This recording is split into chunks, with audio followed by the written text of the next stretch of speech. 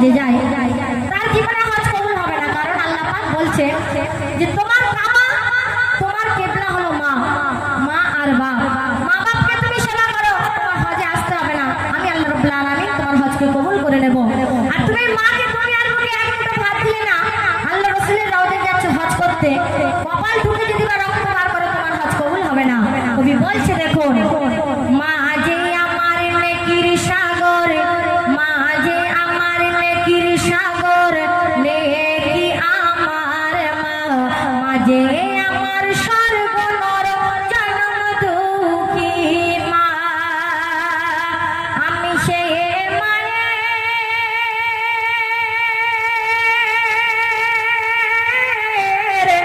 আমি সে মায়ের চোখের পানি ঝরাতে চাই না, কেন জাহান্নামের আগুন আমার ছবে না, জাহান্নামের আগুন আমার ছবে না, মা গো মা,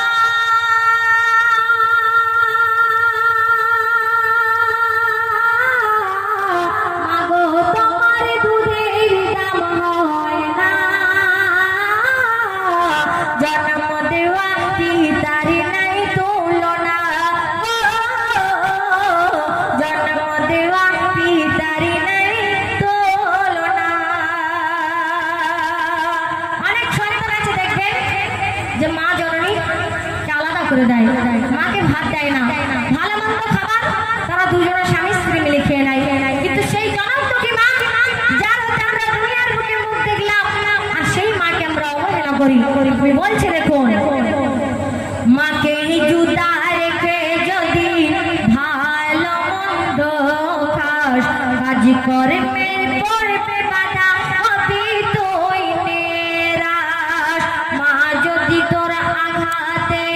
ভরে রাস্তায় রাস্তায় বিনা মেঘে ফোটার গজব পড়বে তোর মাথায়, বিনা মেঘে ফোটার গজব পড়বে তোর মাথায়, আর তোর সব ইবাদত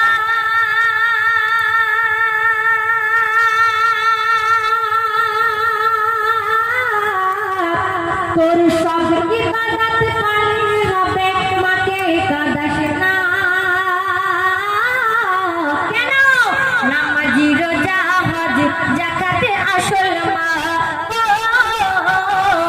নামাজি রোজা হজ যাকাত হলো আসল মা, মা গো মা,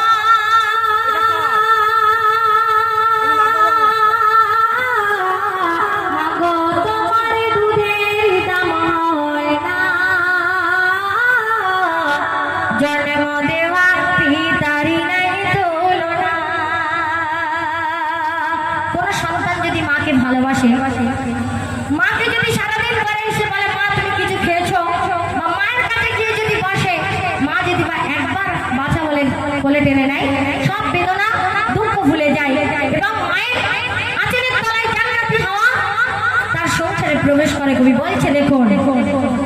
জান্নাতুল ফিরদাউস হলো মায়ের আঁচল তলায়, জান্নাতি ফিরদাউস হলো মায়ের আঁচল তলায়, মা দুঃখের গায়ের হাওয়া প্রাণ যে জুড়িয়ে যায়, আর ছেলে যদি শত জ্বালায়, ছেলে যদি শত জ্বালায়, ছেলে যদি শত জ্বালায় জ্বলে পুড়ে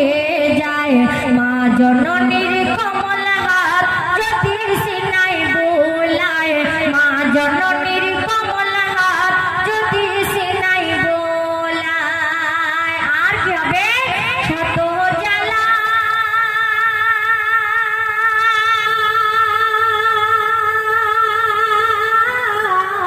শত জ্বালা ঠান্ডা হয়ে সেই ছেলের যায়, রহমাতুল্লাহ মায়ের কোলে ও মা বিয়ায়, রহমত